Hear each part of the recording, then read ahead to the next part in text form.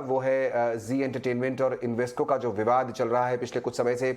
उसमें Bombay high court से जी entertainment को एक बड़ा झटका लगा है। हमने देखा स्टॉक करीब 5% तक नीचे आके गिरा। डिम्पी हमारे साथ बने हुए हैं, उनसे ही जानते हैं। डिम्पी, आखिर क्या कहा है यहाँ पर बॉम्बे हाई कोर्ट ने, जो हमने देखा कि स्टॉक पे इतना इम्पैक्ट पड़ा, और अब आगे की राह कैसी होगी? देखिए, जी के लिए एक अहम झटका है, या आप ये कह सकते हैं कि जो इन्वेस्को के साथ जी एंटरटेनमेंट के बोर्ड का फैसला चल रहा था वो एक नए मोड़ पर आ चुका है। अब ईजीएम की बैठक को मामला था कि ईजीएम की बैठक बुलाई जाएगी नहीं बुलाई जाएगी, इन्वेस्को क्या चाहता है, उन सब पॉइंट्स में आपको एक एक करके बताता चलता हूँ। पहले आप जरा देखेंगे 26 अक्टूबर को बॉम्बे हाईकोर्ट ने जी के पक्ष में फैसला सुना दिया था और ये कहा था कि इन्वेस्को ईजीएम नहीं बुला सकता। तो उसके बाद से जी का शेयर ताबड़तोड़ चला, सोनी के साथ उसकी डील हुई और जो पुनीत गोयल का है वो नई डील वेंचर के भी एमडी के तौर पर है।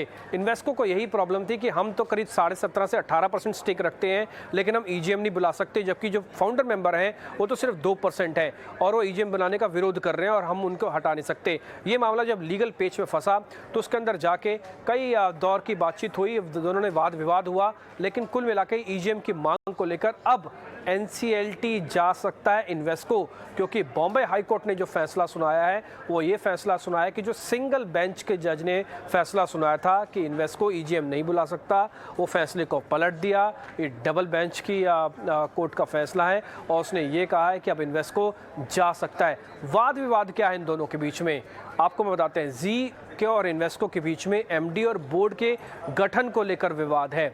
इन्वेस्को ये चाहता है कि कंपनी के जो एमडी हैं, प्रिवेलिंग एमडी पुनीत गोयल का, वो एमडी के पद पे ना रहें और उसकी जगह कोई और एमडी बने।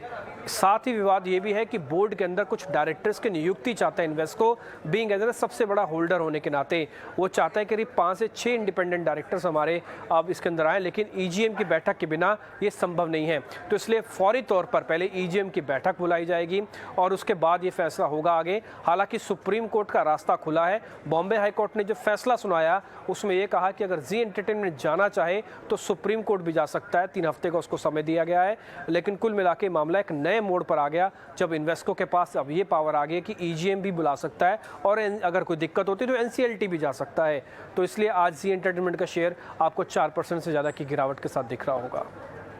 शुक्रिया डिम्पी उस पूरे अपडेट के लिए। तो यहाँ पर बॉम्बे हाई कोर्ट ने जो फैसला सुनाया है उसके हिसाब से जो जी एंटरटेनमेंट है उसके ऊपर हमने देखा स्टॉक इम्पैक्ट देखने को मिला। आपके सामने स्टॉक करीब 5% तक टूटता हुआ दिखाई दिया था। निचले स्तरों से कुछ रिकवरी ज़रूर हो रही है। फिलहाल 4% गिरावट के साथ कारोबार कर रहा है।